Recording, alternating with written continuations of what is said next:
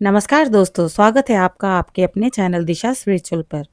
आज हम सुन रहे हैं दुर्गा सप्तशती के 8वें अध्याय को, जहां महर्षि मेधा ने कहा, चंड और मुंड नामक असुरों के मारे जाने से और बहुत सी सेना के नष्ट हो जाने से असुरों के राजा प्रतापी शंभु ने क्रोध युक्त होकर अपनी संपूर्ण सेना को युद्ध के लिए तैयार होने की आज्ञा दी।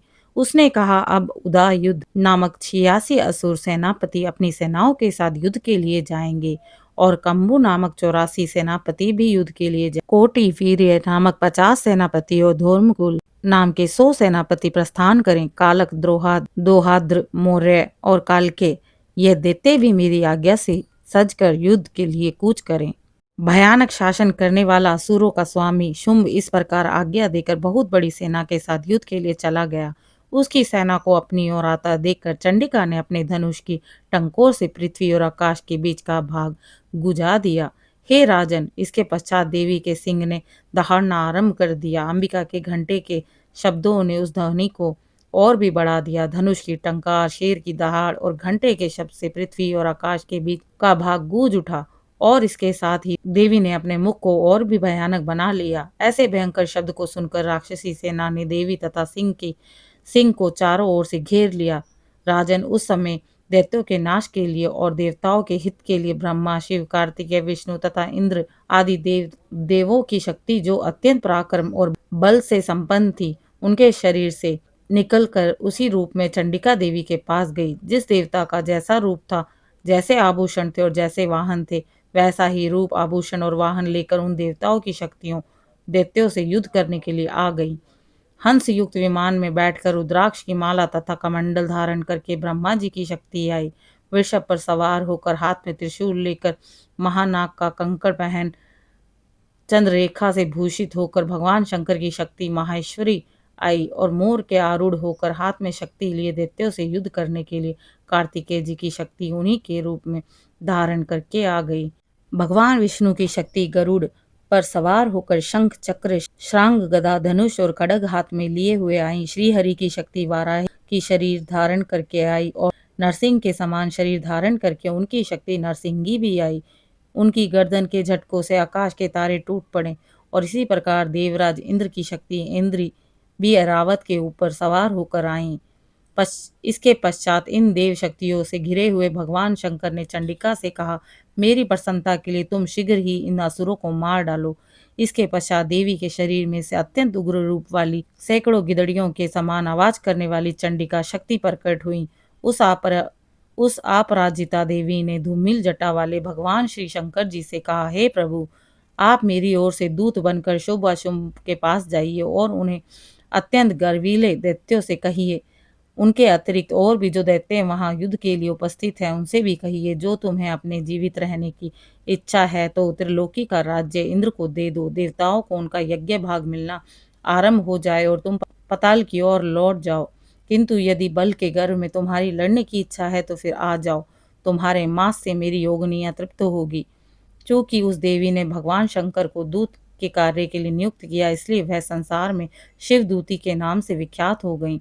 भगवान शंकर से देवी का संदेश पाकर उन दैत्यों को क्रोध और भी बढ़ गया और वह जिस स्थान पर देवी विराजमान थी वहां पहुंचे और जाने के साथ ही उस पर बाणों से आक्रमण करने लगे।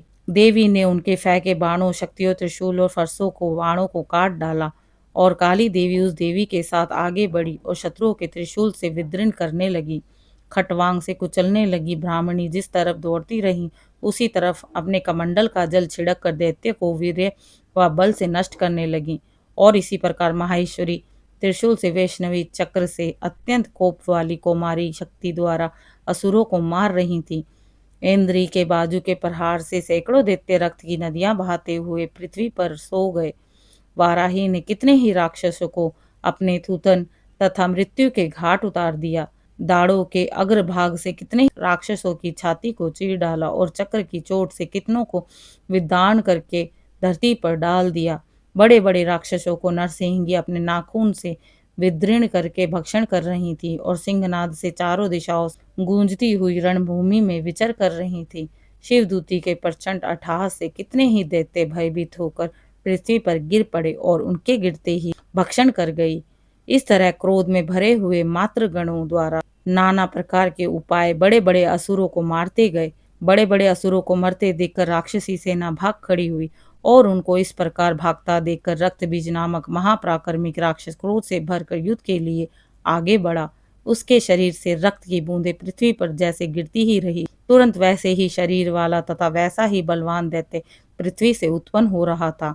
रक्तबीज गदा उठाकर ऐन्द्री के साथ युद्ध करने लगा। जब ऐन्द्री शक्ति ने अपने वज्र से उसको मारा तो घायल होने के कारण उसके शरीर से बहुत सा रक्त बहने लगा और उसकी प्रत्येक बूंद से अनेक बलवान पराक्रमी दैत्य भयंकर रूप से प्रकट होने लगे। वे सबके सब दैत्य बीच के समान ही बलवान तेज वाले थे।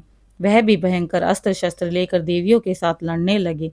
जब ऐन्द्री के वज्र प्रहार से मस्तक पर चोट लगी, रक्त बहने लगा तो उसमें से हजारों पुरुष उत्पन्न हो गए। वैश्वनी ने चक्र से, ऐन्द्री ने गदा से रक्त बीज को चोट पहुंचाई। वैष्णवी के चक्र से घायल होते ही उसके शरीर से जो रक्त बहा उसे हजारों असुर उत्पन्न हुए, जिनके द्वारा यह जगत व्याप्त हो गया। कुमारी ने शक्ति से, वाराही ने खड्ग से और माहेश्वरी ने त्रिशूल से उसको घायल किया। इस प्रकार क्रोध से भरकर उस महादैत्य ने सब मात्र शक्तियों पर पृथक पृथक गदा से प्रहार किया और माताओं ने शक्ति, शूल इत्यादि से उसको बार बार घायल किया। उसे सैकड़ों महादैत्य उत्पन्न हुए। इस प्रकार उस रक्त बीज के रुधिर से उत्पन्न हुए असुरों ने संपूर्ण जगत व्याप्त किया, जिससे देवताओं को भय हुआ। देवताओं को भयभीत देखकर चंडिका ने काली से कहा, चामुंडे, अपने मुख को बड़ा करो और मेरे शस्त्रघात से उत्पन्न हुए रक्त बिंदुओं और रक्त बिंदुओं से उत्पन्न हुए महाअसुरों को तुम अपने इस मुख में भक्षण कर लो। इस प्रकार रक्त बिंदुओं से उत्पन्न हुए महादैत्यों का भक्षण करती हुई तुम रणभूमि में विचरो। इस प्रकार रक्त क्षीण होने से दैत्य नष्ट हो जाएंगे। तुम्हारे भक्षण करने के कारण अन्य दैत्य नहीं होंगे। काली से इस प्रकार कहकर चंडिका देवी ने रक्त बीज पर अपने त्रिशूल से प्रहार किया। काली देवी ने अपने मुख से उसका रक्त ले लिया। जब उसने गदा से चंडिका पर प्रहार किया, प्रहार से चंडिका को तनिक भी कष्ट न हुआ, किंतु रक्त बीज के शरीर से बहुत सा रक्त बहने लगा। लेकिन उसके गिरने के साथ काली ने उसको अपने मुख में ले लिया। काली के मुख में से उस रक्त से जो असुर उत्पन्न हुए उनको उन्होंने भक्षण कर लिया और रक्त को पीती गई। तदंतर देवी ने रक्त बीज को, जिसका खून काली ने पिया था, चंडिका ने उस दैत्य का वज्र, बाण, खड्ग, रिष्टि इत्यादि से मार डाला। हे राजन, अनेक प्रकार के शस्त्रों से मारा हुआ और खून से वंचित वह महादैत्य रक्त बीज पृथ्वी पर गिर पड़ा। हे राजन, उसके गिरने से देवता अत्यंत प्रसन्न हुए और माताएं उन असुरों का रक्त पीने के पश्चात उद्वत होकर नृत्य करने लगी। आज की दुर्गा सप्तशती के 8वें अध्याय का समापन यहीं पर होता है। कल सुनेंगे 9वें और 10वें अध्याय को। कथा पसंद आई हो तो कमेंट में जय माता दी जरूर लिखें। मेरे चैनल को लाइक, शेयर, सब्सक्राइब जरूर करें। जय माता दी, जय चामुंडे, जय कालिका माता।